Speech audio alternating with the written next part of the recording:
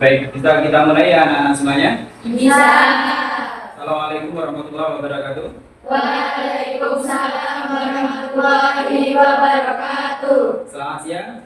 Siap. Sehat ya kalian semuanya? Sehat. Baik, untuk pembelajaran siang hari ini ada yang minta masuk? Ada. Siapa saja? Aurelina. Baik, untuk Aurel, Benita, sama beberapa anak yang keluar tadi, nanti tolong disampaikan pembelajaran hari ini mengenai penyakit jantung koroner, ya. Jadi biar teman-teman kalian yang meninggalkan proses pembelajaran pada siang hari ini dapat mengikuti pembelajaran di waktu yang lain, ya. Baik, sesuai dengan kontrak waktu yang kemarin, ya. Untuk hari ini kita akan membahas terkait dengan penyakit jantung koroner, ya. Kemarin sudah belajar sebelumnya di rumah? Sudah. Kira-kira untuk penugasan kemarin silakan dibuka untuk peta konsepnya. Nah, sedikit saya review dari pembelajaran kemarin. Kira-kira ada yang bisa menyebutkan atau menjelaskan terkait dengan penyakit jantung? Kelompok satu mungkin, Mbak? Salah satu siswanya? Yang sudah lama akibat proses akumulasi otot bertambah. Misalnya kuat akan menimbulkan pembuluhan darah dalam pembuluh darah koroner. Oke, ya. Dari pembelajaran kemarin kita sudah menyinggung sedikit terkait dengan penyakit jantung, ya. Dan tentunya penyakit jantung ini biasanya sering kali terjadi di lingkungan sekitar kita. Ya, sering kali terjadi di lingkungan sekitar kita. Mungkin ada tetangga kita atau sanak famili kita yang mengalami penyakit demikian. Ya, kita sebagai seorang perawat tentunya kita harus siap menghadapi itu semuanya. Apabila sewaktu-waktu dalam proses perjalanan akan terkena penyakit jantung koroner. Ya, itu terkait dengan kesimpulan yang kita sampaikan pada pertemuan sebelumnya. Nah, untuk pertemuan hari ini kita akan membahas kembali secara detail penyakit jantung koroner, terus kemudian bagaimana cara menata laksanaan jantung koroner apabila terjadi di lingkungan sekitar, ya. Namun sebelum saya masuk ke materi yang lebih inti, nanti untuk kita kontrak waktu terlebih dahulu, ya. Proses pembelajaran saya tidak terlalu lama, jadi silakan nanti difokuskan, ya. HP-nya silakan diletakkan dulu, kemudian nanti setelah ada instruksi penggunaan HP baru nanti kalian bisa menggunakan handphone dengan baik, gitu ya. Kemudian untuk selanjutnya saya tampilkan terkait dengan kasus terlebih dahulu. Nah, kira-kira di sini ada kasus.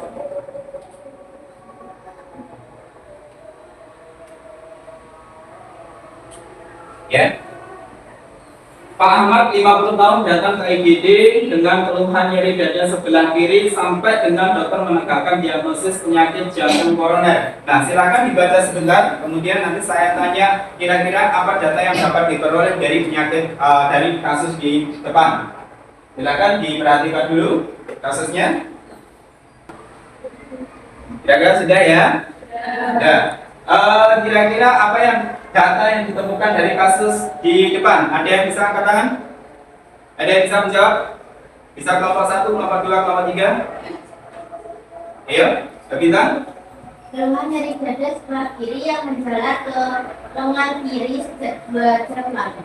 Oke, satu karakteristik yang ditemukan pada kasus di depan yaitu pasien mengatakan nyeri dada sebelah kiri kemudian menjalar ke lengan kiri. Kemudian ada lagi? Ayo kelompoknya. Kebiasaan merokok atau bulus baru 1 hari selama 20 tahun. Oke, nah kita temukan masalah yang kedua. Pasien mengatakan merokok selama 1 bungkus kurang lebih selama 20 tahun. Ada lagi? Ada lagi? Ayo, silakan. Riwayat ayah meninggal akibat serangan jantung. Iya, ada riwayat pasien dengan meninggal, kemudian dengan riwayat jantung. 40 tahun mengalami nyeri, kemudian ada riwayat merokok kurang lebih sudah selama 20 tahun. Kemudian yang ketiga yaitu pasien mengalami hipertensi, kemudian juga pasien dengan ada riwayat yang meninggal dengan keluhan jantung. Tepuk tangan untuk kalian semuanya. Oke. Luar biasa. Baik, untuk selanjutnya silakan kalian perhatikan video berikut ini.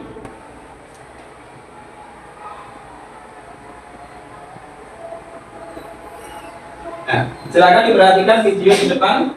Ini merupakan salah satu video di dalam proses terjadinya serangan jantung. Ya, di sini ada definisi penyebab, gejala dan lain sebagainya sampai dengan pertolongan pertama apa yang harus dilakukan pada pasien dengan gangguan jantung. Silakan diamati terlebih dahulu.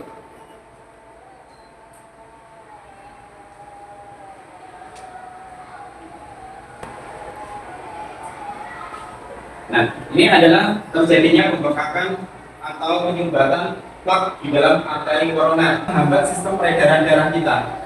Jadi kalau misalnya lumut itu semakin lama semakin banyak, maka akan menghambat terjadinya aliran pembuluh darah. Kalau masih sama kasusnya, jadi pasien tadi seolah-olah mengalami gangguan pada jantung koronernya. Diilustrasikan dalam bentuk video tadi, mulai dari awal dia mengalami gangguan sampai dengan terjadinya hilangnya kesadaran. Nanti di video akhir pembelajaran saya kasihkan. Kemudian untuk selanjutnya, nah untuk mengukur kemampuannya terkait dengan analisa video tadi, silakan kalian scan barcode di depan untuk mengerjakan pretestnya terlebih dahulu. Ya.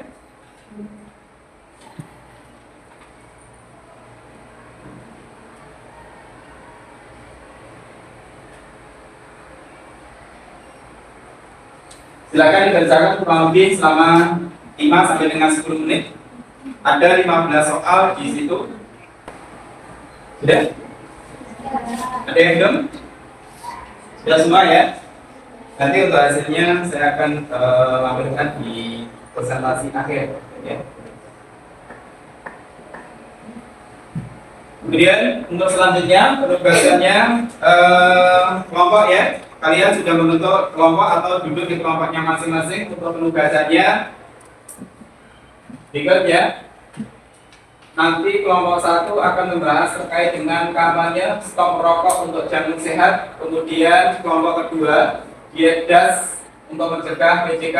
Kemudian untuk kelompok yang ketiga yaitu terkait dengan olahraga ringan untuk jantung kuat. Kemudian untuk kelompok 4 mengelola stres dan kesehatan jantung. Untuk kelompok 5 yaitu deteksi dini PJK di rumah ya. Ini untuk materinya dalam mengerjakan. Tetapi sebelum masuk di mengerjakan kelompok, akan saya sampaikan dulu terkait dengan materi singkatnya. Nanti bisa digunakan untuk mempertambah proses pembelajaran ya. Saya sampaikan dulu ini. Silakan diperhatikan di depan ya. Penyumbatan apa itu penyakit jantung koroner? Penyakit jantung koroner ini merupakan salah satu penyumbatan arteri. Ya, saya sampaikan tadi penyumbatan arteri yang disebabkan karena adanya plak. Ya, plak itu menumpuk pada sistem arteri koronernya, sehingga ketika terjadi plak maka aliran darah itu tidak bisa berjalan secara maksimal. Ya, ini disebabkan oleh salah satu. Nah ini tadi ya, adanya lemak, kemudian kolesterol, adanya zat-zat lain yang menumpuk di dalam sistem pembuluh darah. Kemudian berikutnya penyebabnya itu salah satunya gangguan suplai ya, gangguan suplai aliran darah dan oksigen ya. Kemudian resiko fatal yang ditimbulkan salah satunya adalah dapat menyebabkan serangan jantung mendadak, gagal jantung, bahkan kematian tanpa adanya peringatan. Nah ini contoh.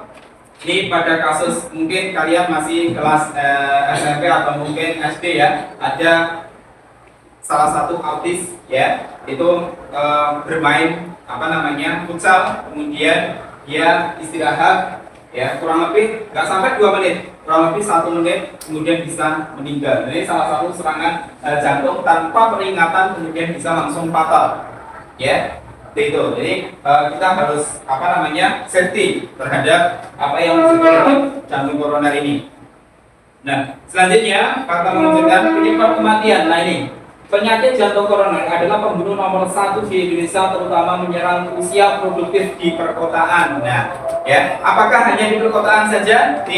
Tidak. Orang dengan lifestyle atau gaya hidup yang enggak baik itu juga bisa menyebabkan terjadinya jantung koroner ya. Kemudian risiko COVID, nah ini salah satu faktor risiko yang menyebabkan terjadinya peningkatan atau lonjakan pada jantung koroner. Salah satunya adalah selama pandemi penderita jantung koroner berisiko 2 kali lipat. Nah ini, untung sekarang untuk COVID-nya sudah usai ya. Kemudian kematian tahunan, nah ini kurang lebih dari 350.000 orang meninggal setiap tahun akibat penyakit kardiovaskular atau jantung koroner. Ya, ini sangat luar biasa sekali. Nah ini salah satu gambar di mana terjadi penumpukan lemak pada sistem arteri koronernya. Kemudian penyebab utamanya ini adalah salah satunya pola makan. Ya, pola makan itu harus izin, kemudian tidak boleh konsumsi lemak yang berlebih, nggak boleh terlalu banyak makan junk food atau seafood dan sebagainya. Kita harus mengontrol diri. Nah, bagaimana caranya? Ketika kita habis mengkonsumsi ini, harus kita perbanyak minum, kemudian diikuti dengan olahraga, ya atau exercise itu dapat membantu di mana sistem sirkulasi darah itu berjalan dengan baik. Kemudian berikutnya penyakit penyerta, ini salah satunya. Kemudian gaya hidup, nah ini tadi ya kombinasi. Jadi konsumsi makan yang cepat saji, kemudian kurangnya aktivitas fisik, kemudian stres tinggi, ini salah satu penyebab pemicu terjadinya jantung koroner. Ya. Selanjutnya, nah ini ya gejala khasnya. Gejala khasnya ini nyeri dada atau disebut dengan angina. Nyeri dada sebelah kiri, kemudian bisa menjalar ke lengan kiri, kemudian bisa tembus area punggung. Ya itu karakteristik pada jantung koroner. Kemudian diikuti dengan sesak nafas, nafasnya tersengal-sengal. Ya, kemudian gangguan irama. Nah, irama jantungnya itu biasanya irregular, ya tidak reguler tapi irregular, ada naik turunnya, atau bisa disebutkan dengan kata lain ada disritmia atau aritmia, ya bisa ritmenya itu terhenti seperti itu, ya. Kemudian serangan mendadak, nah ini serangan mendadak itu adalah ciri khas dari pasien dengan jantung koroner, jadi tanpa adanya peringatan lebih awal, tapi tiba-tiba seperti itu, ya. Kemudian ini cara diagnosis modernnya, pemeriksaan awal itu biasanya dilakukan anamnesis. Ya, pemeriksaannya biasanya ditemukan ada rasa nyeri di area dada sebelah kiri tembus punggung, kemudian menjalar ke sebelah tangan kiri. Ya, kemudian diikuti dengan ini hasil elektrokardiografnya. Jadi kalau misalnya kita lihat, nah ada gangguan pada sistem hasil EKG-nya, elektrokardionya, ya. Kalau ini ada normalnya, kalau misalnya tidak normal, kadang juga bisa langsung mengalami disebut dengan elevasi atau depresi. Elevasi atau depresi. Nah, terjadi peningkatan pada waktu turunnya ini. Kalau normalnya seperti ini, tapi kalau tidak normalis di sini sudah mengalami penurunan. Ya, ini kan nanti kamu bisa melihat hasil elektrokardiogram saya contohkan, ya.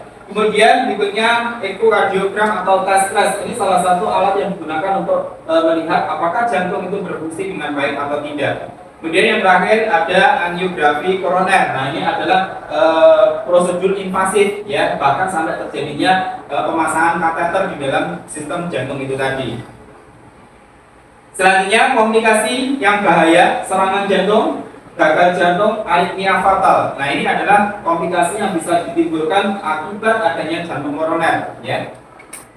Berikutnya penanganan dan terapi obat-obatan, ada operasi bypass, kemudian ada angioplasti, kemudian ada perubahan gaya hidup. Yang bisa kita tangani di kehidupan kita yaitu merubah pola hidup menjadi lebih baik, ya. Gaya hidup ini harus diperbaiki. Kalau saya nggak mungkin merokok, ya. Kalau misalnya ada bapak atau mungkin mbah-mbahnya yang merokok, ya, itu silakan dikurangi step by step, ya. Jangan sampai langsung merokok. Berarti itu kita biarkan, jangan, ya. Kita harus menurunkan angka risikonya.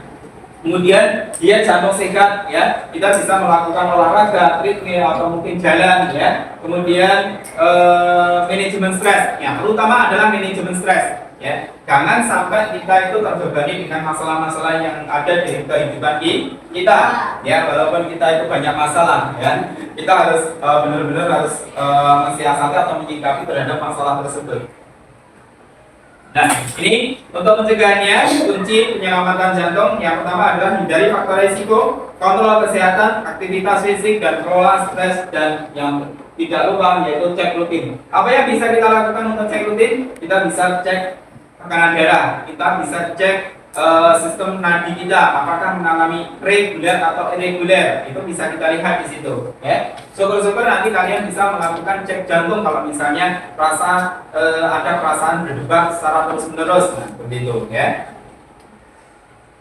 Nah, ini adalah nanti ada simulasi BHD-nya kalau misalnya pasien dengan gangguan jantung. Ini tidak bisa terbuka ya. Saya contohkan.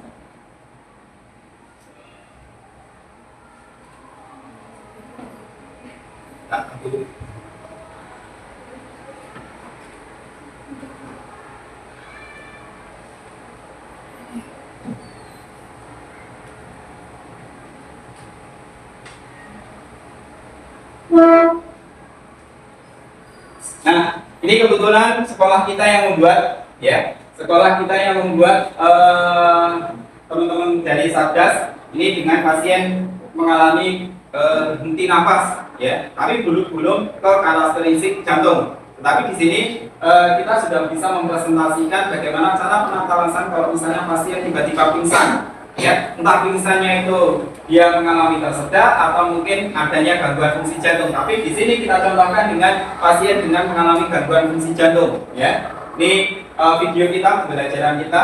Nah, ini adalah pasien kalau misalnya tiba-tiba pingsan atau jatuh. Ya, apa yang harus kita lakukan sebagai penolong? Nah, kita itu sebagai penolong. Apa yang harus kita lakukan pertama? Nah, yang pertama adalah kita pukul dulu. Kita bangunkan pasiennya, mas, bangun mas, seperti itu. Tapi kalau misalnya tidak ada refleks, tidak ada tidak ada respon, baru nanti akan kita lakukan dirubah, ya, perubahan dari posisi, ya. Jadi posisi ini kita miringkan ke sebelah kiri atau kanan. Nah, sebelum kita posisikan, kita cek dulu arterinya, ya. Arteri karotis kita cek, kemudian kita nilai dengan 3M. Ya, melihat, mendengar, dan merasakan. Ya, kalau misalnya kita sudah melihat, mendengar, dan merasakan masih ada nafas tetapi pasien tidak sadar, kita posisikan miring ke sebelah kanan. Ya, ini bisa ke sebelah kanan. Ya, kemudian apa langkah selanjutnya? Yaitu kita lakukan resusitasi. Ya, resusitasi. Pasien sudah miring, kita miringkan, tetapi tidak ada perubahan. Kita kembalikan lagi, kemudian kita lakukan resusitasi. Ya. Kita lakukan RJP, ya, resusitasi jantung paru. Nah, kita sebagai penolong, ada juga sebagai pembantu penolong. Nah, kita siap untuk membantu. Nah, kita siapkan alatnya. Ini adalah alat ambibag. Jadi ambibag ini digunakan untuk pasien membantu sistem pernafasan. Ya, jadi RJP ini hitungannya adalah 32, ya, 30 kompresi itu 2 kali ventilasi. Ya, 30 kompresi, 2 ventilasi. Nanti akan kita praktekkan untuk pertemuan berikutnya. Ya, ini adalah bagaimana cara penatalasan pasien dengan jantung. Nah, apabila pasien dalam keadaan tidak sadar, ya, atau pasien belum sadar penuh, ya, maka langkah selanjutnya apa yang harus kita lakukan? Kita harus membawa pasien ke vaskes terdekat, fasilitas kesehatan terdekat kita siapkan, ya. Nah, ini adalah ilustrasi bagaimana cara penatalassanaan pasien dengan gangguan jantung di lingkungan kita atau mungkin di sekitar kita. Itu ya. Ini adalah kegiatannya seperti ini. Ya, kelihatan dari belakang kelihatan ya. Nah, ini nanti akan kita praktekkan untuk kegiatan pembelajaran di kelas. Ya. Untuk selanjutnya, kalian silakan dikerjakan untuk tugas kelompoknya. Setelah selesai pengerjaan nanti bisa dilakukan presentasi. Silakan dikerjakan terlebih dahulu.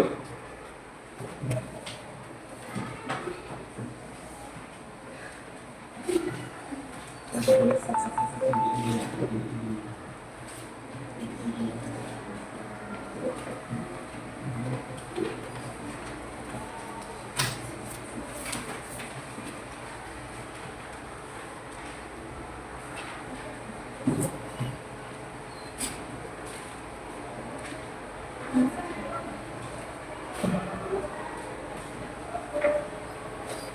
untuk kalian bertanya kalau misalnya Mbak mau, ya. Kalau nggak menurut jawabannya kalian bisa bertanya. Nanti terkait dengan nomor 3 ya, olahraga ringan untuk satu kuat. Silakan diteruskan.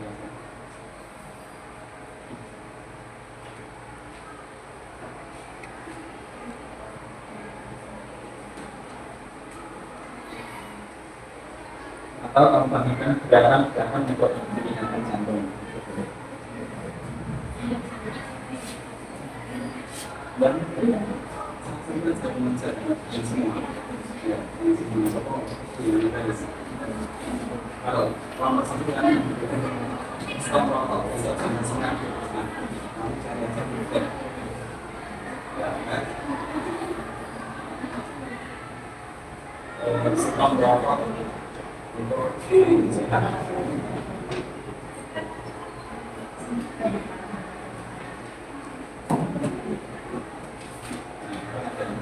Tidak mau implementasi.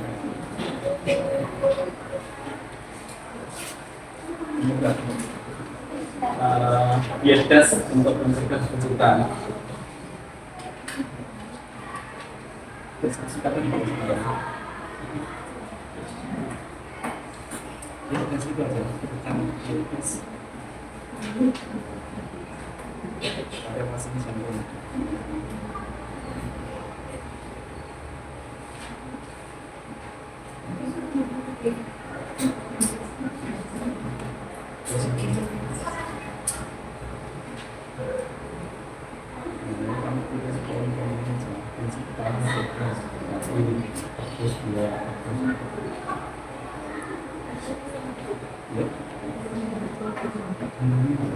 Ini sekarang Pak sama ini bisa sama deskripsi kan.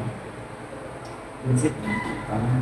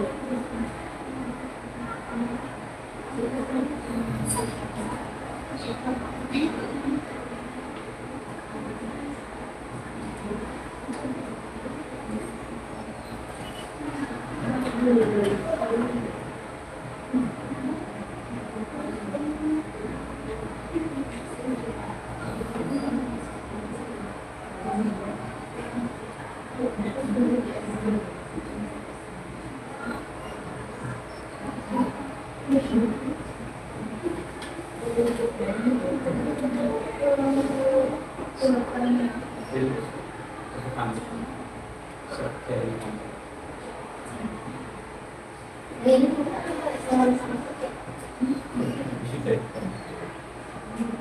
Bahasa dimatikan.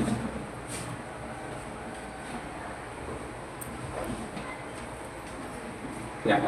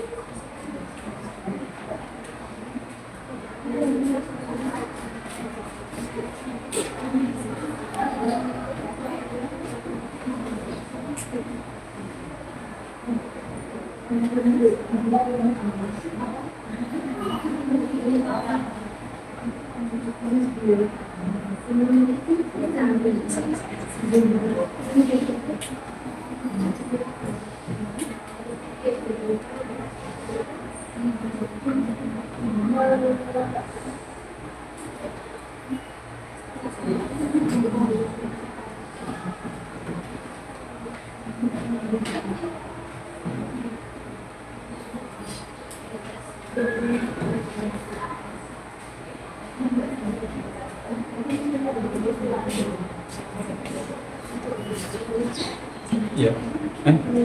Mana nih sini? Nanti dari sana, sebelah sana.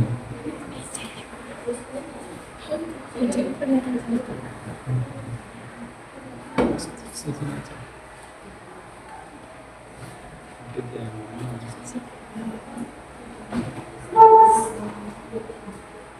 Sudah? Sudah semua? Ada yang bisa menyampaikan untuk kelompok berapa dulu? Langsung angkat tangan saja, biar lebih cepat. Yuk, kelompok mana dulu? Kelompok 4, 5, 1. Oke, kelompok berapa Mbak? Kelompok 4, silakan yang mewakili silakan berdiri. Terkait dengan apa tadi? Iya, mengelola stres untuk kesehatan jantung. Baik, bisa disampaikan untuk hasilnya Pak? Seperti melakukan olahraga, ini relaksasi, atau yoga untuk ketenangan, pola makan sehat, konsumsi makanan yang seimbang, tidur yang cukup 7 sampai 8 jam per hari, hubungan sosial, bersama dengan keluarga, teman dan lingkungan, perawatan diri, melakukan waktu untuk melakukan kegiatan favorit, mengelola lingkungan kerja, serta pemeriksaan kesehatan berkala. Melakukan pemeriksaan rutin. Ya. Oke, tepuk tangan untuk kelompok. Selanjutnya kelompok berapa? Oke, kelompok 3.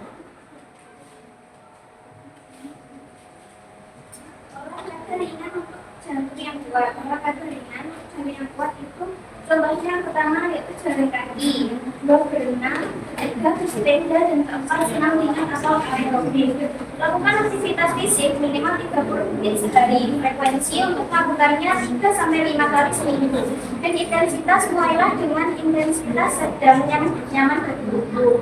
Aktivitas ini meningkatkan aliran darah dan daya tahan kardiovaskular tanpa membebani jantung secara berlebihan. Nah, manfaat olahraga ringan yaitu yang pertama meningkatkan aliran darah dan sirkulasi di seluruh tubuh. Yang kedua, memperkuat otot jantung. Yang ketiga, meningkatkan kebugaran kardiorespirasi.